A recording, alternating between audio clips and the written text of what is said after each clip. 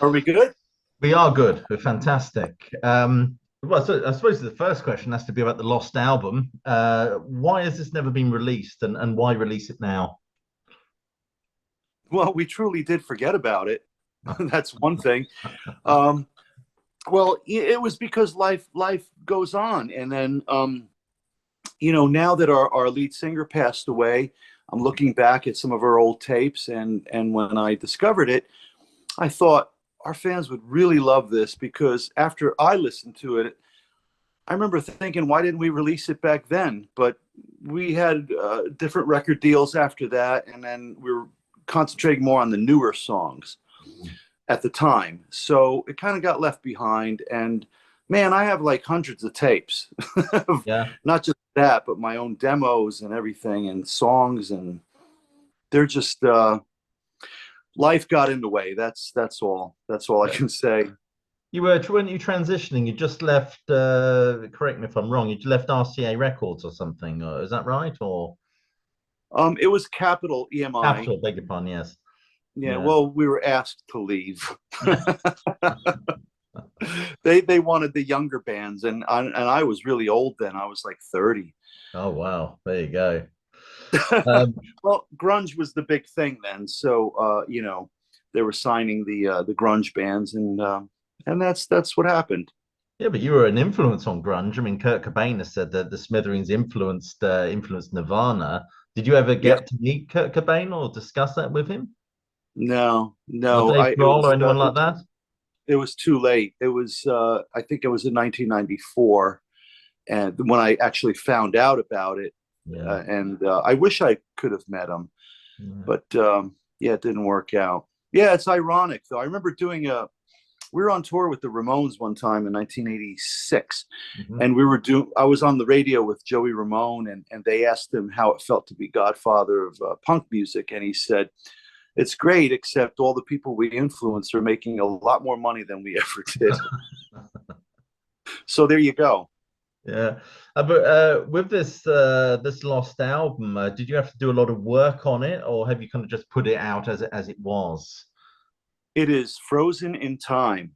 All we Right. had was a DAT cassette, a DAT cassette of it, and it was already mixed. The only thing we could do with it was master it, because Right. the original tapes were destroyed in a warehouse fire with all these other tapes. Uh, Uh, yeah, so it's frozen in time. That's the beauty of it too. yeah. It's untouched. Well, I have listened to I was sent the MP3 files off the album, but I will put a purchasing link just below this video. But Amazon at the moment selling it at a terrible price here. They've got it up for like £24.99, which is, Wow. I know the pound is falling dramatically, so that's probably that's probably $1 by tomorrow, I think. But it's yeah, it's quite dear. I don't know why that is. I was going to get because I prefer to have a physical copy, but I will put a link anyway just below this video. There's a interesting track, Monkey Man. It sounds kind of cheap trick like, and I'm just wondering, what's Monkey Man based on, and was it in any way influenced by that Stones number? Because Stones got a famous number, haven't they? Monkey Man off the Let It Bleed album. Probably more the Stones at Yeah. the time. I'm trying to put myself back into 1993. And because we lost our record deal and we decided to go in, and what happened was we recorded everything that we had at the time. So we threw all the darts onto the board at the same time. And that's why there's so many different styles on this particular album. Uh, we just recorded everything that we had at the time, thinking that we're going to put out an independent record. Yeah. And then in the interim, we got signed to RCA, and then we re-recorded half of that material. But we had 2 albums worth of material at that time. Right. Is there a lot more left in the can, really, to come out? Not from that era, but from other eras. Yeah, Right. Okay. absolutely. We just have to work on it. But the thing is, we need to put out a brand new album. And since during COVID, I started working on new songs. So we have enough for another 2 albums. So I'll be working with Marshall Crenshaw Yeah. and Robin Wilson, Yeah. both helping, because if they're going to be singing it, I want them to help with the lyrics. but Right. I've got half, three-quarters of a song ready. It just needs to be tweaked, as they say. And we'd like to put out an original album first before we go dive back into the archives again. Okay, okay, but it's great. We've got some of that stuff to look forward to. And there's a great track on there called "Dear Abby." I just wondered what the inspiration for that one was. You might not have that in the UK. There was a column in the newspaper here called Dear Abby, where people would write in Oh, and ask about relationship questions. oh, we And call them agony aunts in this country, where people used to write in all their problems. But or since print media is gone, I don't think they exist anymore, really. So it was a well, similar thing, was it? yeah, so the song is not really current.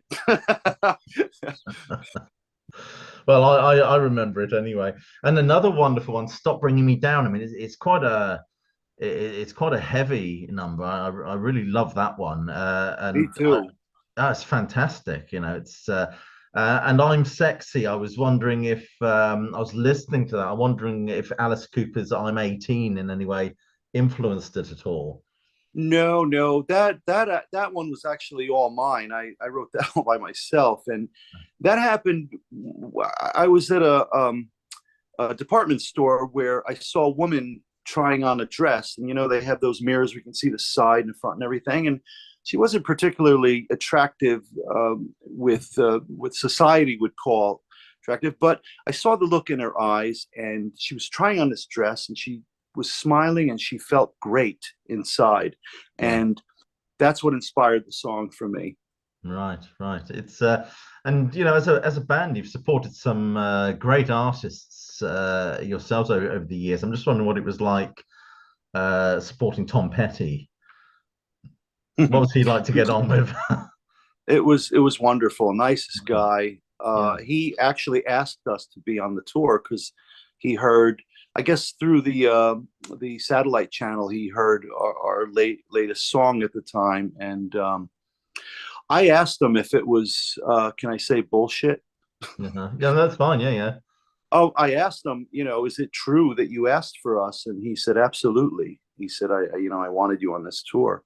Um, it was great. Their audience was compatible with ours, and it was just wonderful. I'm so saddened that he passed away the way he did. I was At a quite young age. I was quite shocked really because I saw him when he played London Hyde Park, the Heartbreakers, of course, and of course Yeah, he's gone 3 months later.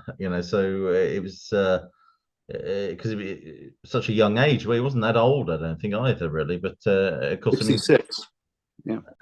I mean, that means virtually all the traveling Wilburys have gone as well. Who's left? There's only Jeff Lynne and Jeff Lynne, isn't it? That's it. I I believe you're correct. Yes, crikey. Um, I love the song "Blood and Roses." I'm just wondering what the inspiration for that song was. It seems quite a dark number when I listen to it. Oh, you're going back to the first album, Yeah, I'm Blood, going back a Blood bit. and Roses. Yeah. Yeah, that was someone contemplating suicide. Wow. That was Pat. He was inspired by this Japanese writer, Ishimo, I think was his name. Hmm. And Pat would take titles from movies. And there was a movie called Blood and Roses back in the 1950s, I believe. Yeah. So he just took that title and worked around it. Yeah. It's fun. Um, Yeah. I mean, it's certainly, it's certainly a dark one. It's one I would imagine fitting in quite well with the whole grunge thing as well, to be honest with you. But Well, that's why we didn't think it was going to be a single yeah, on our first album, but then it it was placed in a movie, and then it got placed on MTV, and then radio picked up on the song, and then it was just a snowball effect where all the stations started playing it, and there you go. It goes to show you that you could be an expert at picking what a hit is, but sometimes things fall through the cracks. they do. Yeah. I mean, listening to the music of the Smithereens, I'm just wondering how big an influence was that whole British invasion on you guys, especially the Kinks? Were they a huge influence for you? Huge, yeah. The Who, the Kinks, even the Move. Yeah, You wow. I had their EP Something Else, and back when I was a teenager or a kid, I would try to play like that. you know that so those were the influences, the Yardbirds, of course, Mhm. and the Hollies. Yeah. Oh my God, all, I just couldn't get enough of it. And it was at a time where when disco came around, started coming around in 1976 is when I started to go back and buy all those records. And then you had people like Elvis Costello come on the scene, and Nick Lowe and Dave Yeah. Edmonds, and Yeah. I really love their music, and so that's all an influence. Yes. Yeah, I mean, the Kinks were banned, I think, from America at one point. I think they were banned. Yeah, Uh, from 65 till 69. It was a union thing because I think wasn't it? Ray Davis was, um, I don't know, they had some sort of argument with the union here or something, and they were Yeah. banned. I think the Kinks are quite famed for having arguments with everybody, really. Even each other. Even themselves, right? Oh yeah, I mean, Christ, that relationship between Ray and Dave Davis is famously quite fractious. Even breaking out into fights and things like that. But Yeah. um, a girl like you is another interesting one, and I could be wrong here, but wasn't at some point Madonna possibly going to sing on that one? Is that right? We shared the same manager at the time. His name was Freddie DeMann, and you know, we're usually full of surprises, and we wanted to just throw a curveball. Well, that's a baseball analogy. I don't know if you would get it, but something just crazy out of the Okay. ordinary. And we thought it would be really fun, not funny, but just something to talk about, I guess, if we got her on there. And she agreed to it, or at least our manager said she did. But then on the day she was supposed to record it, she didn't come. And then that's it. That's the end of the story. But we were excited about the possibility of that happening. Did you ever find out why she didn't come, or do you suspect that the story was just I bullshit? heard I heard two different stories. I heard one that she had a fight with Warren Beatty that morning, her boyfriend at the time, and the other one was that she was mad at her manager, our manager, for not telling her that he also manages us. So those are the two stories I heard, and I kind of let it go back then Yeah, because Belinda Carlisle came and sang a duet with Pat on one of our songs for that album called Blue Period, yeah, yeah. because we were trying to get these guest singers to come, and but Belinda Carlisle came, and it was wonderful. Yeah, well, she's got a great voice, I think. But the song wasn't the song supposed to be in a Cameron Crowe movie, but it wasn't used. Yes, Why didn't they use it in the end? the movie was called Say Anything, and Pat, our lead singer, got the script before it came out, and he based the song on the script. And Cameron Crowe thought that, well, he didn't want the song to give away so much of the plot in the Yeah, song. And I think Pat, using the screenplay, took a lot of the things. And so Cameron, which was just not, wanted something a little more vague. So that's what happened. I'm kind of glad in a way, because it was a big hit record for us here in yeah, America. yeah. I don't think it did anything in the UK, but Well, you know, I think a lot. I speak to a lot of people who certainly know the Smithereens, and I think even Kurt. I'm sure Kurt Cobain mentioned them once on stage or something. I don't know if I'm correct there, but so obviously people want to check you guys out. yeah. But yeah, it's I think you've got an audience here as well. Oh, Um, we'd love to come back someday, but damn, everything is so expensive. yeah, The flights, the hotels, and the yeah, cabs. So I yeah. hope I hope it can happen because I'd Well, love the to come back. Well, the UK economy seems to be in free fall at the moment, so everything's going to get a lot cheaper, I suspect, maybe. Well, Um, I don't know, politics, they just love it, eh? I Yeah. have to. I've got to ask you about working with Lou Reed. What was he like? I mean, he's got a reputation for being a bit of a tricky character. I'm just wondering what he was like. I've heard, but I never noticed that because we toured with him twice. We played a great venue here in the States in New York called Radio City Music Hall. We played 3 nights with him back in 1986, and then we played with him again, I think, the following year. And when we were recording the Date with the Smithereens album, Right. I had a song on there that I wrote actually called Point of No Return. Okay. Pat lived in New York at the time, so he would see him often. But they ran into each other on the street, and Lou said, "Well, what are you doing these days?" And Pat said, "We're recording at the Magic Shop down in the Village in New York." And he said, "Well, I like to play guitar. Can I come?" So he invited himself to Wow. record on that album, which was great. And I was kind of shocked because I Yeah. hadn't seen him in a couple of years, and so that's how that happened. He was the friendliest guy ever. Yeah, I Really? even asked him.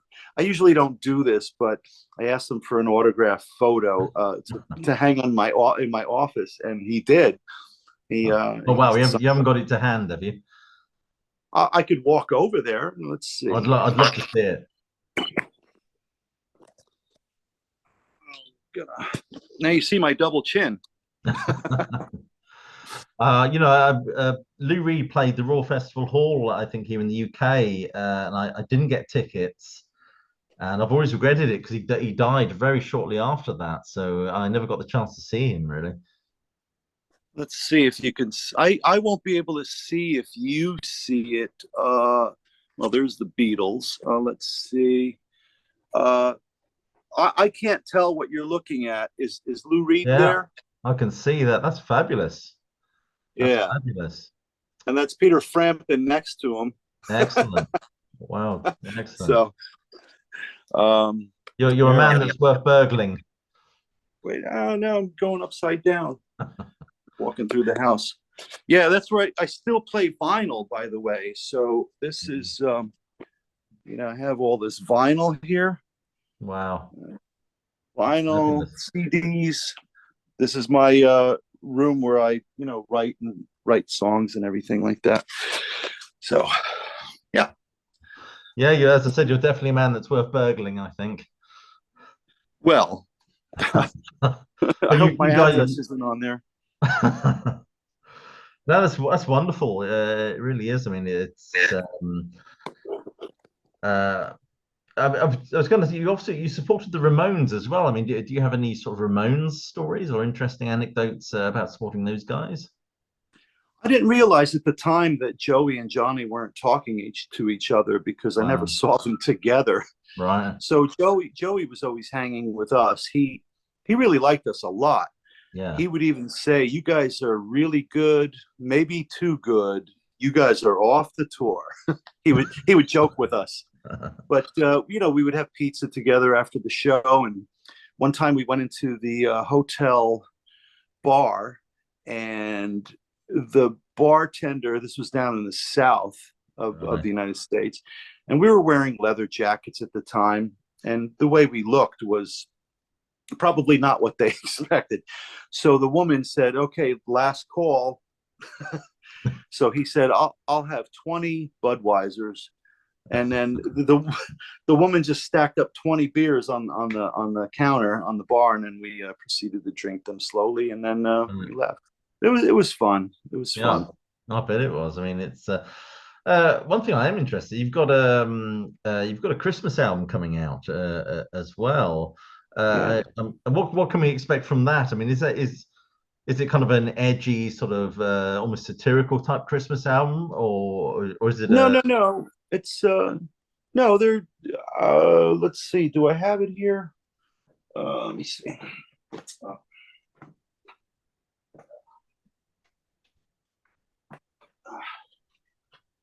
and it's going to be on vinyl also. oh wow, okay, So there's some originals on there. I wrote one called "Waking Up on Christmas Morning," and then we wrote two other originals, and then we do Run Rudolph Run, Uh-huh. and the Beatles song Christmas Time Is Here Again that came out on the Fan Club record. We Okay. did a version of that, and Merry Christmas, I Don't Want to Fight Tonight, the Ramones Christmas song. We did that one. Okay. We did a Beach Boys one. Which one is that? You know what? I need glasses. How about that? Merry Christmas Baby, I think the Beach Boys did. Santa Bring My Baby Back, the Elvis one.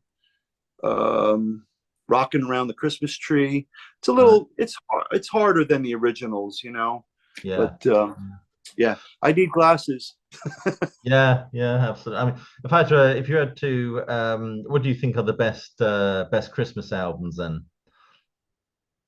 I know I've got a clear idea in my head what I would consider to be perhaps the two greatest Christmas albums. That's a tough question, isn't it?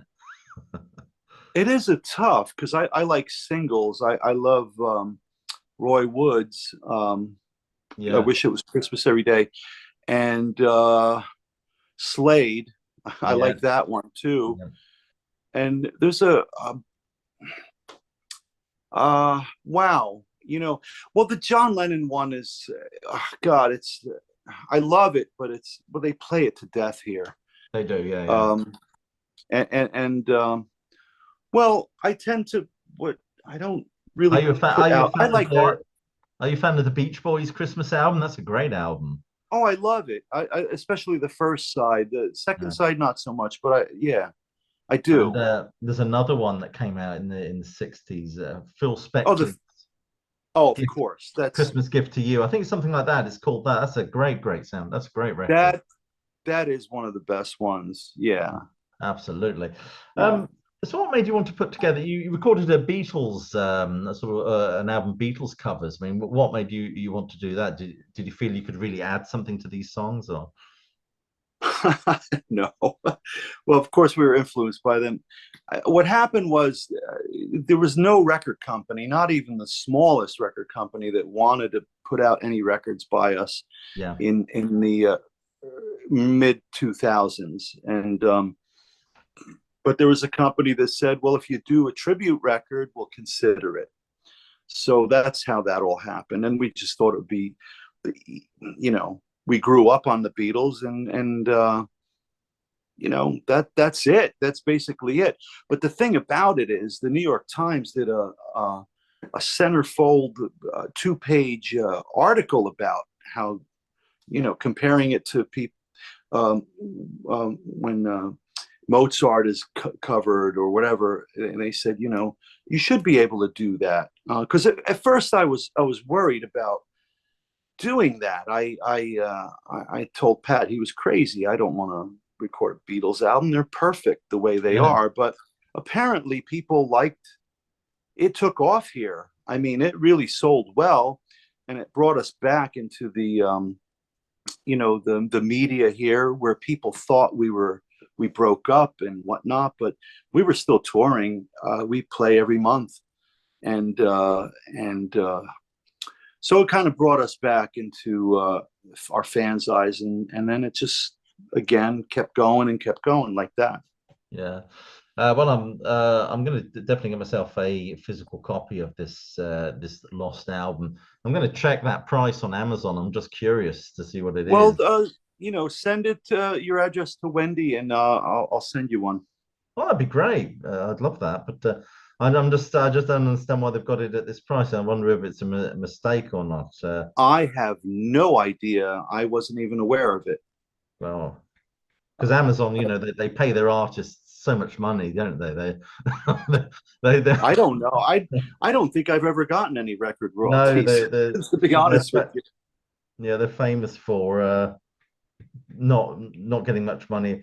How do you feel about this whole streaming thing? Do you feel that bands are properly remunerated for streaming, or here we are, the Lost album by the Smithereens? I don't know if you can see the price on that. Can you see it? £23.99. Oh, and what is that again? What's the exchange rate? £23.99. That's got to be about 25 $26 maybe. Mm. That's quite a Well, here I think it's maybe $16. yeah. I don't know where they're coming from, but well, I've certainly email Wendy and let's see if we can get a copy over to me. Well, a question about streaming. How do Oh, you feel about that? Do you think that's artists are being ripped off? yes. But the thing is, at my age now, and how many we've been together 42 years, I've kind of resigned myself to the fact that this is out of my control. I mean, whenever whenever we get anything from the union or whatever, where we petition the politicians to help the artists with this and that, I always sign it. I always Sure, sign it. sure. But there are things now like Sound Exchange where now the musicians that play on the record also get money for the streaming. So there is a little more trickling in now than there were before. Yeah. So that's all good. No, I mean, it's penny. I'll look at it like last year and I'll see that one of my songs was played, I don't know, 100,000 times, and then I got 2 pennies for it or something. So it is kind of ridiculous, you Well, know. Roger Daltrey in his autobiography said it's nothing more than theft. Yeah. Really. Uh, But uh, what can we do about it, you know? well, I don't know. I mean, the whole generation is sort of growing up experiencing music very differently from the way I experienced music. Yeah. My daughter listens to just stuff on Spotify. streaming. Yeah, like a Spotify. It's Spotify. That's one of them, isn't it? On that sort of stuff, right? I prefer vinyl or CDs, but There's so many. yeah. I've got one more question for you. I'm just interested in your take on this. I mean, if you had to think about the history of rock and roll, which album do you think is the most important, the Elvis debut or Sergeant Pepper? Definitely the Elvis, because that came first, and it got the ball rolling, as they say. Um, It's an Sergeant incredible Pepper. debut as well, though, isn't it? Fantastic. Those Sun recordings are just so good. Yeah, yeah. And did you say Sergeant Pepper? Yeah. Huh. Hi, what? What? I don't. What did that spark, though? It sparked a lot of bands trying to be psychedelic, and then Experimental, I think. I think Bill Bruford, the drummer of Yes, says there wouldn't have been progressive rock without the Beatles. But whether you consider that a good thing or not, I don't know. well, okay, Elvis opened the door, and the Beatles kicked it wide open and opened all the windows too. Well, I mean the that. Beatles are certainly influenced by Elvis. It's interesting. James Brown said Elvis Presley was a hillbilly that discovered the blues. Well, he was probably doing a lot of coke that day. Yeah, well, Elvis was much more than that, but it's a funny little expression anyway. Yeah, Um, yeah. anyway, People Jim. say things.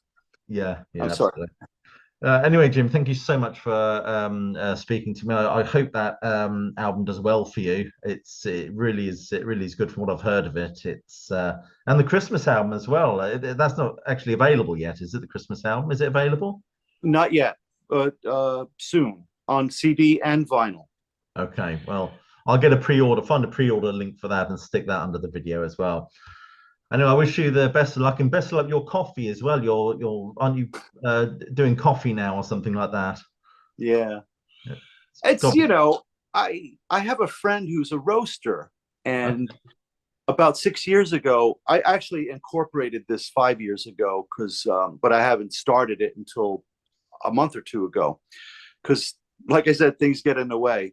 But as a lark, as a joke, I asked him if he can infuse bourbon with a bourbon flavor with coffee, and he did, and it was okay. But then he infused some rum flavor into one, and we call it Highland Grog. And I said, "Wow, this is really super. Yeah, yeah. I think I could probably bag these and sell them." And it's all small batch. I ran out of the first 120 bags, so Yeah. I have to wait 3 weeks before I get more in.